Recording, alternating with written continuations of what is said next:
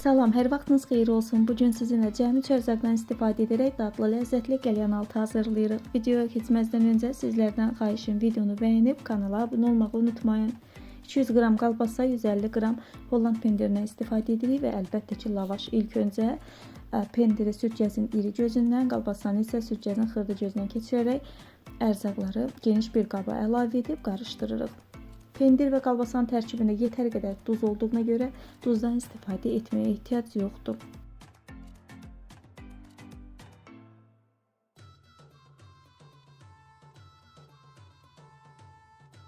Hazırlamış olduğumuz bu içli ilə mən bugün 15 ədəd qəlyanaltı hazırlayacağam.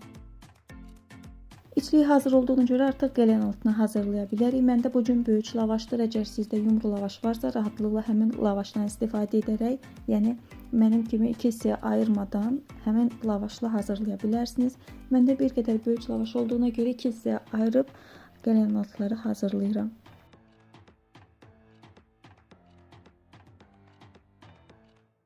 Lavaşdan bir ədəd alıb içərisinə bir xörək qaşığı yaxud bir xörək qaşığı yarım içlikdən yerləşdirərək gördüyünüz qayda ilə bükürəm.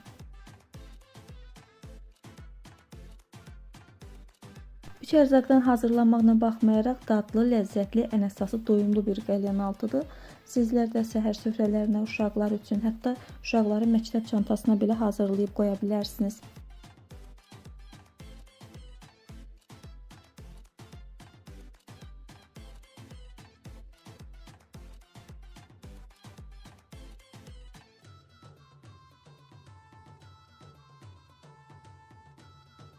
Hər biri hazır olduqdan sonra tavaya duru yağ əlavə edib yağın isinməsini gözləyirik. Ardından hazırlamış olduğumuz qəlyanaltıları hər iki yüzünü qızardırıq.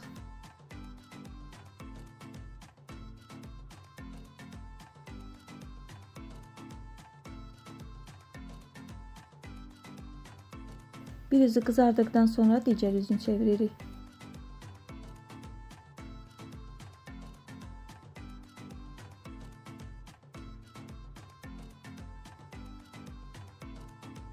Digər üzdə yetər qədər qızardıqdan sonra tavadan alırıq.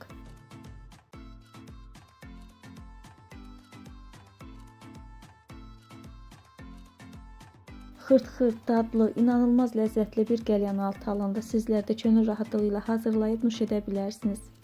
Dəyərli izləyicilərim, əgər video sizlərə yararlı, faydalı oldusa, videonu bəyənib kanala abunə olmağı unutmayın. Hələlik.